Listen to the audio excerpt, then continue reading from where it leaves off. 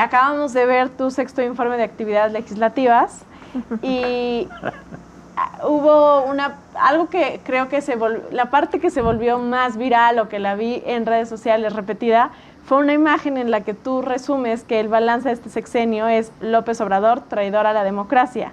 Y también añades, vivimos una batalla por la República y por nuestro futuro. Justo en eso, ¿podrías ahondar un poquito más? Sí, yo fui electo en el 18.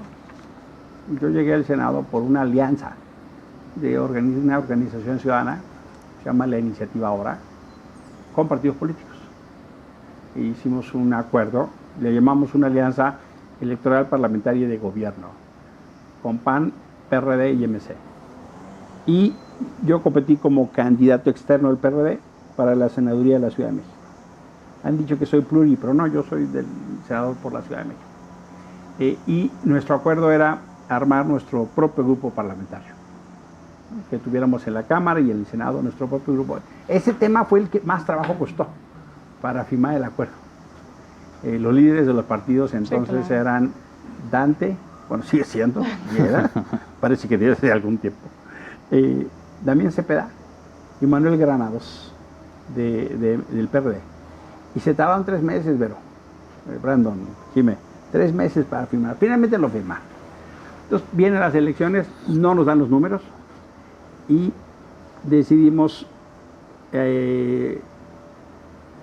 quedarnos sin grupo parlamentario, que en la cultura política mexicana eso se entiende como independiente. Yo en el Senado y una compañera y un compañero, Lucía Riojas, una compañera que le dio un churrito de marihuana a Olga Sánchez, por eso se hizo muy viral, y un amigo de Chiapas que se llama Carlos Morales. Y ahí empezó este camino, ¿no? Y la verdad debo decirte que los primeros 3 fueron complicados, porque yo era como profeta en el desierto, era el único sin grupo parlamentario en el Senado. Entonces la batalla era para que me dejaran hablar. Claro. Pero nos logramos imponer y se hizo esa práctica. Y los segundos 3 años armamos el grupo plural, con otros senadores que se salieron de sus grupos, como Germán Martínez, Gustavo Madero, Nancy La Sierra y Alejandra León Gastel. Pero lo que vivimos fue una profunda decepción, una regresión tremenda. El fenómeno de la militarización del país, el fenómeno de la salud, lo que platicábamos. Entonces, justo yo dije, bueno, yo creo en la rendición de cuentas. Hay compañeros que ya ni informe presentan, nada más lo van por escrito. Yo decidí hacer mi informe y puse una imagen mía en tribuna, cuando se estaba discutiendo el plan B. ¿No? Y entonces saqué un letrero que decía López Obrador, traidor a la democracia. Y presentó el libro, por favor, le pusieron una pantallona. Sí, sí. Y dije, este es mi balance del sexenio. López Obrador, traidor a la democracia. Y el plan C es peor que el plan B. Ganamos esa batalla y yo ese letrero lo dejé afuera de mi oficina. Desde entonces, el plan B pues, fue como en noviembre del 22, ¿no? Noviembre, sí, hicimos la marcha.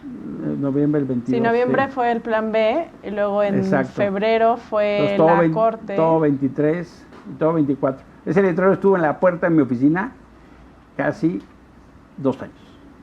Porque la verdad es que lo que López Obrador ha hecho es traicionar a la democracia, traicionar las reglas, se metió ilegalmente a la campaña, atacó a Xochitl, ya tarde y mal dijeron que había cometido violencia de género y hicieron uso de recursos públicos de manera ilegal. En fin, todo lo que hemos visto. Pero también esto de querer quedarse con el Poder Judicial, porque la Suprema Corte de Justicia no avaló que la Guardia Nacional se fuera a la Sedena, como dice la Constitución, en esta venganza mezquina que le caracteriza. Eso también es una traición a la democracia. Que no haya salud para las y los mexicanos es una traición a la democracia. Que no haya seguridad y que Michoacán u otros lugares, pues el narco domine, mande y te dice a quién le puedes comprar el pollo, quién te vende las cervezas, quién te compra el material, a quién le puedes comprar el material de construcción, en muchos lugares de esta república. O que haya mexicanos que se vayan a Guatemala huyendo de la violencia, sí, o mexicanos que se vayan a Estados Unidos porque el narco les quitó su fábrica, su cerradero, su maderería, su tienda, o porque quieren reclutar a su hijo, Yo entrevisté a una señora en Tijuana que dice, yo me vine porque una cosa es que pague derecho de piso, otra cosa es que se quiere llevar a mi hijo. De esas historias, miles. Eso yo pienso que es traición a la democracia. Y sí, pues tuvo su jale. No, claro, lo vimos por todos lados. Ese traidor a la democracia, coincido completamente en ese balance, porque además es lo que están proyectando para este sexenio también, ¿no? Todo el asunto de la sobrerepresentación, pues también es una traición a la democracia. Pues sí, y mira, pasa mucho en redes, ¿no? Las imágenes son potentes. Sí. Y yo eso es lo que quería, ¿no? Que vieran. Este es mi resumen del gobierno. Así empecé mi informe. ¿No? Y es que en verdad creo que ahora viene un momento súper interesante, que es la disputa de la herencia o de este gobierno. Entonces unos van a salir a decir que este es el nuevo Benito Juárez, pero Benito Juárez se quedó corto, ¿no? Y yo pienso, quienes no estamos de acuerdo, sí tenemos que hacer una disputa de qué fue este gobierno. Claro. Y por eso dije, este es mi balance del gobierno. A ver, quiero hacer este ejercicio. Jimé, Brandon, ¿ustedes qué balance del gobierno tendrían? Ha sido el gobierno de las mentiras. Coincido 100% que es un traidor a la democracia. En primer lugar, pues porque ya podemos señalarlo contundentemente como el mayor delincuente electoral que ha habido en este país. Perdió las elecciones en el 2006. Él acusó que hubo un fraude. Hubo una reforma electoral para que estuviera un poco contento. Volvió a perder en 2012. Denunció que hubo un fraude. Hubo una reforma electoral. Llegó a la presidencia en el 2018 por el voto de la gente y por la autoridad electoral, las instituciones y las leyes electorales que existen, que se fueron dando incluso gracias a las luchas que él mismo dio, y ahora reniega de esa autoridad electoral cuando está en el poder. Es decir, le fueron útiles las autoridades electorales, las instituciones, las leyes, para llegar al poder, y ahora que tiene un poder absoluto, ahora que mucha gente vota por él, pues pareciera que se le olvidó la historia, que no hay memoria histórica en este gobierno y que quiere imponer sus instituciones, sus leyes, como es lo que ha venido haciendo durante todo este sexenio. Creo que por eso tenemos que atender de lleno el tema de la sobrerepresentación. Yo aprecio mucho al doctor Lorenzo Córdoba, fue mi maestro en la facultad, tengo muchas concordancias con él. Él dice que no hubo una elección de Estado, yo afirmo que sí hubo una elección de Estado, pero creo que más que estarnos atorando con las definiciones y los conceptos, al final de cuentas queremos lo mismo. Vivimos la elección más inequitativa de las últimas décadas y lo peor de todo es que a pesar de ese contexto tan trágico para la democracia y la pluralidad, hoy Morena se quiere dar el premio mayor imponiéndose con el 75% de sobrerepresentación en la Cámara, cuando únicamente obtuvieron un 58% de los votos. Es decir, la ley te impone un tope de 8% y ellos quieren un 17% de sobrerepresentación, quieren más del doble. Si esto no nos mueve, ¿qué otra cosa nos puede mover? Hay que dejarle muy en claro a quienes integran el Instituto Nacional Electoral, el Tribunal Electoral del Poder Judicial de la Federación, que sus votos son importantes, que sus votos no son un mero trabajo en el escritorio. Un mero trámite, como decía. No es un trámite. Sus votos tienen trascendencia histórica y lo decía perfectamente bien el exconsejero presidente Leonardo Valdés Zurita. Cada voto cuenta y cada voto es importante. Y si está en juego la república, la democracia, la división de poderes, la participación ciudadana en este país, tienen que entender el momento histórico que estamos viviendo y por eso vamos a salir a marchar este próximo domingo 11 de agosto. Vamos a hacer la concentración afuera del INE porque lamentablemente hemos visto que el trabajo y la lucha no ha sido la adecuada por parte de los partidos políticos de oposición y también dejar en claro que no estamos saliendo por ellos. Estamos saliendo por el país, estamos saliendo por las instituciones, estamos saliendo por el futuro de México. Y si ellos estuvieran en una condición opuesta, también estaríamos saliendo por quienes se pretende minimizar y aplastar y pulverizar desde el poder, como es lo que ha venido haciendo este gobierno lamentablemente. Entonces, se reitera la invitación. El 11 a las 11, afuera del INE, porque no podemos ser cómplices de este atropello que quieren hacer a la democracia y la participación.